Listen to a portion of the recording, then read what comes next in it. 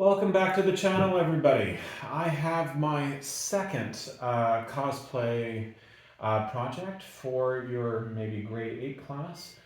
This one's a lot easier than, say, the wizard hat that I just put up. It has a lot less steps, and it can be a more beginner project. Again, I'm using charcoal felt. It really sews really well. You can use hot glue for it instead of stitching. And I have the patterns to show you in a couple of seconds. So this particular one is going to be a cosplay boot. It could be in two different things. It could be just a shoe cover, which I used one of my slippers as the model and the sizing.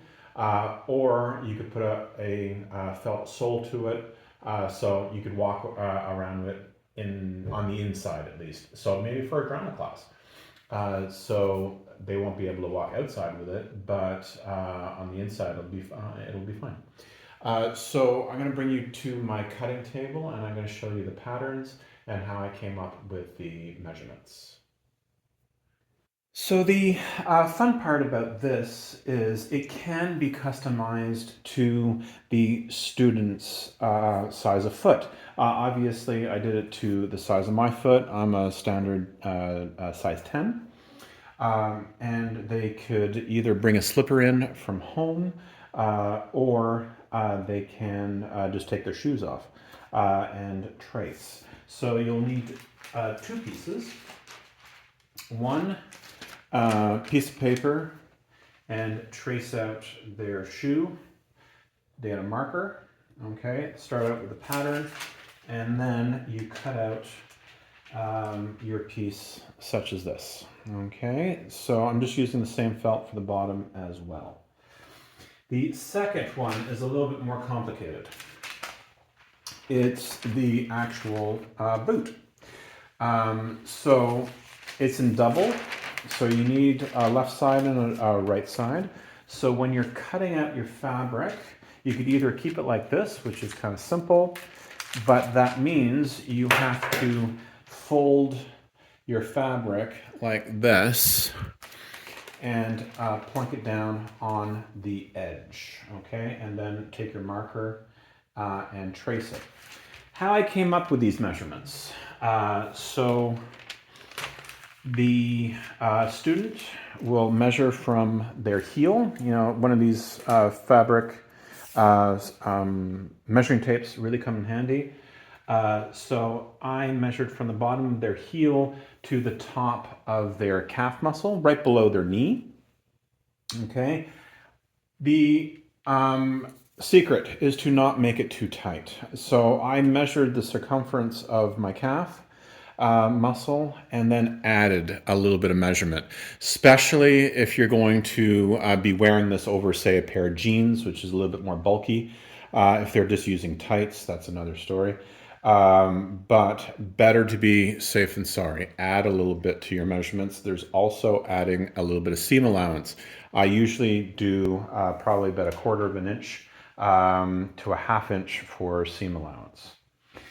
This one is, I took my shoe and measured from the heel. I actually used a big slipper for this one, so heel to toe. But you got to keep this in mind. The edge of the boot actually wraps around to the tip of the shoe. So you got to find the middle of your shoe.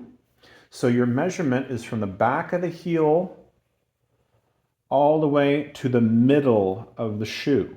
Okay, so it should wrap around because this is where the seam is.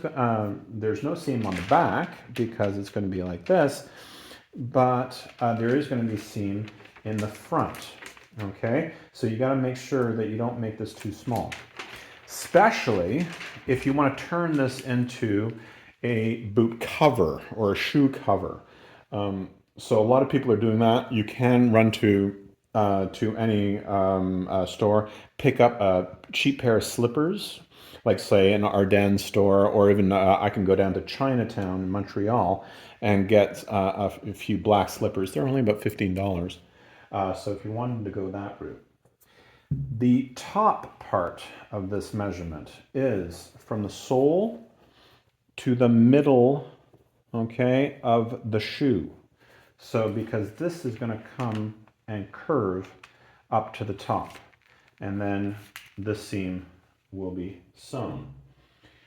So this is what it's going to look like when you're finished. So you only have one seam to sew on the boot because this is already done because you cut it in double. Okay, what you can do, you could have two pieces, no problem, but that means you have to have a back seam as well. So that's all the patterns that you need for this. At the end, I thought it would be a really nice finish to have some sort of like flip down buckle, or to make it look like more like a medieval or a pirate boot. This is going for maybe a elf boot. Obviously, you could change up the color of the fabrics to suit the style of what's going on and what your project is. So I'm going to show you how to sew this on the inside, and then it'll flip over to create a really nice finishing seam at the top. Okay, so you could stuff this, make this a little bit heavier if you'd like, and it'll look quite nice by slipping this on. Make a left and a right. Obviously this is for my right foot, and then you could trace the other shoe to make a left foot. But that being said, if you make them both the same, it'll probably fit anyway. And then after that, it's either you could slip this cover and you could wear it with a slipper, or don't have the sole, and you could glue it down to an old pair of slippers or an old shoe, and glue along the edge so you have a shoe cover. So you can obviously spend some money and get some vinyl to make it look like it's leather, and then has some decorative elements like buckles or laces, that sort of thing. So if you want to do a little bit more of a advanced project. So let me go back to my machine. I'll show you how to put the sole on and pin that up and do the finishing at the top. Okay, everybody, welcome back. So this is going to be a lot simpler than the wizard hat that I did. I have a feeling that was a little complicated, but please look at it and see what you think and what you can make out of it, and also how you could simplify it for a beginner class. So you take your boot, obviously hem out. So this is bad side. This is good side on the inside, like here. So you're going to take your sole. The tricky part is to make sure that this fits really nicely. If you measure correctly, I was actually happily surprised that it was as good as it worked out. Obviously, always remember a little bit of seam allowance when you do your measurements. I usually cut, what is this, probably about a ½ inch, and that works out really quite well. So, tricky bit, find the middles of your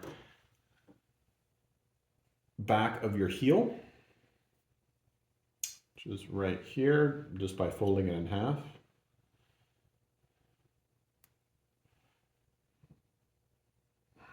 Like so. And then finding the back of your heel here is pretty simple. Good. And then open that up and start pinning all around. The important part is not to run out at the end, and to make sure that it all fits properly. And as I said, if you measure your shoe properly and do some of those measurements, that I just showed you how to, it worked out pretty well. So I'm really happy about that. So your students will be nice and confident. What I did say on the Wizard Hat video is prototype, prototype. Really work out your prep time ahead of time. Uh, there's nothing worse than being in front of a class and finding a whole bunch of problems that you're not 100% comfortable with. As I said, I've spent the week of my March break prototyping some of these projects, really working out the kinks. And as you know, as teachers, when you have those projects, those printing projects, those sculpture projects that have lots and lots of steps, it is really important to make sure that you know these projects inside and out and backwards and forwards, so you can troubleshoot any problems that come along. Also know the machine really well too.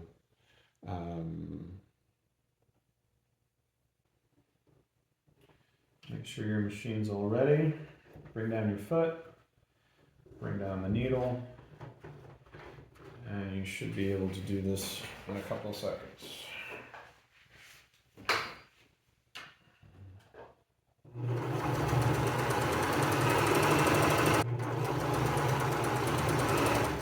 And make sure you're getting all the way to the end and your stitches connect. Do a little bit of back stitch and release, and you're good. And then the fun part is taking out all the pins and turning it right side in.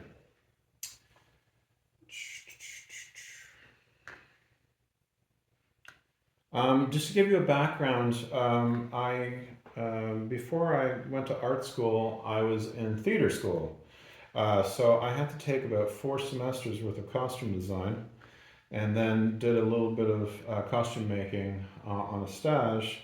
So after that, I spent 15 years on sewing machines making pillows and curtains and doing some upholstery for set designing for any piece of furniture or set decoration. So I got very, very comfortable, even 32-foot backdrops. So I got very, very comfortable on the machine. So don't be intimidated. It's a lot easier than it looks. And it's really quite fun once you get good at it.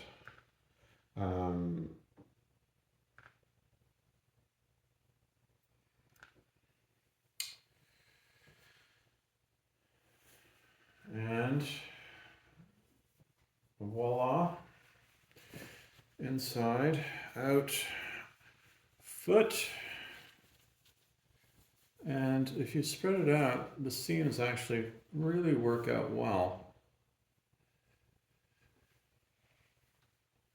And it takes shape.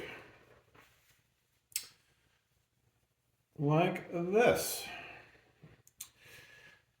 So for getting into cosplay with your students, if any of them, do Dungeons and Dragons and such things, or obviously if Halloween's really big in your school, they could really get into this.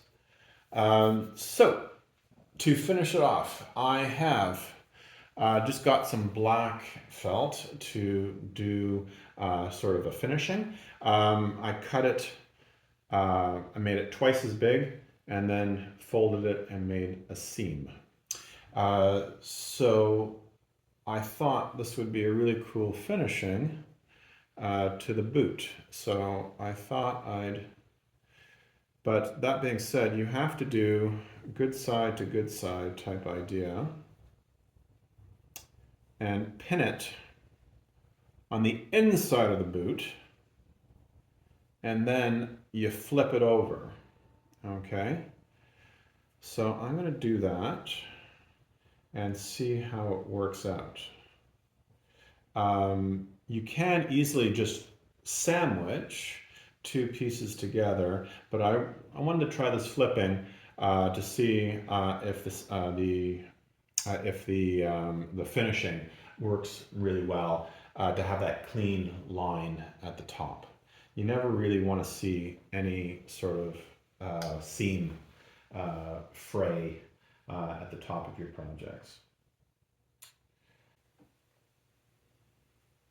Okay, so now that's all pinned down, I can go at it with the machine and have a nice finish to your boot.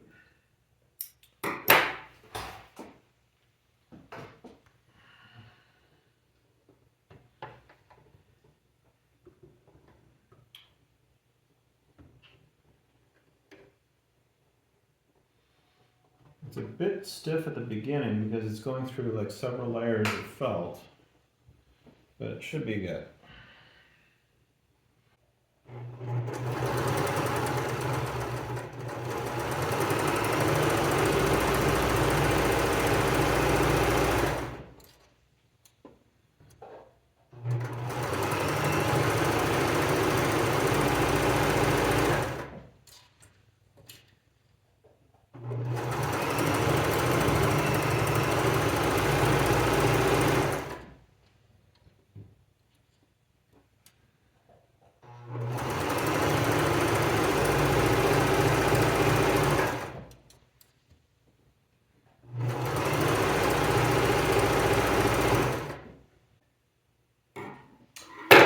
Okay, almost finished. Unpin, and we're going to flip this right side in. So I find doing like finishes like this always, think about how you like your projects to be finished. So there's always that streamline. So you're never looking at hems and you're never looking at stitches. So you could honestly have a nice clean project. A lot of the times you could use lace and borders and such things to clean up your projects a little bit. So really do some research. So I'm taking this and doing right side in, get rid of all your little threads, and fold it over on itself.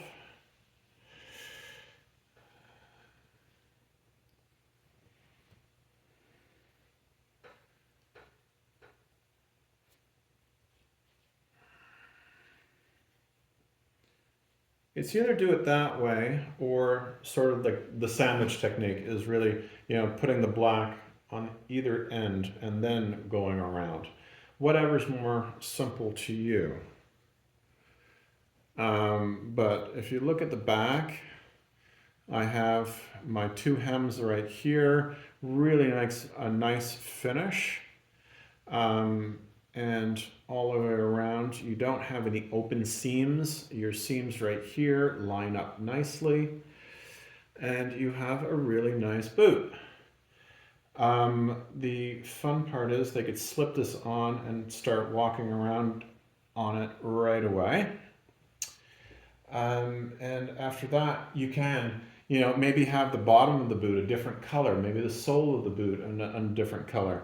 Obviously, charcoal and black, especially if you want to do like an elf boot, get some fancy, colors. And then for display, obviously you could fill this with paper and it'll keep its three-dimensional feel. So I really hope you enjoyed this. So tips and tricks at the end of my little tutorial.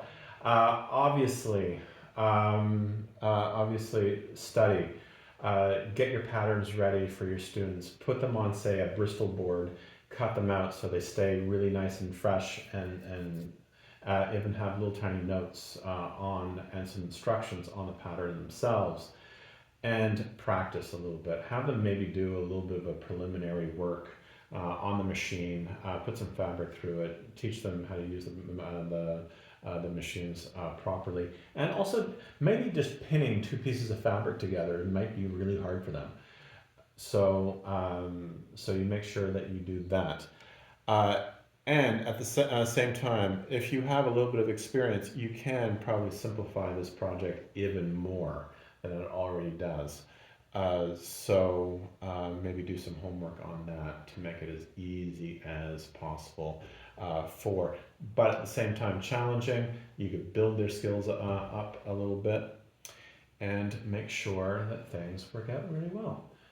So keep safe, keep creating, and please don't be shy. Post some comments, subscribe, and pass on these projects to other teachers that might need them. So thanks a lot, and I'll see you next time.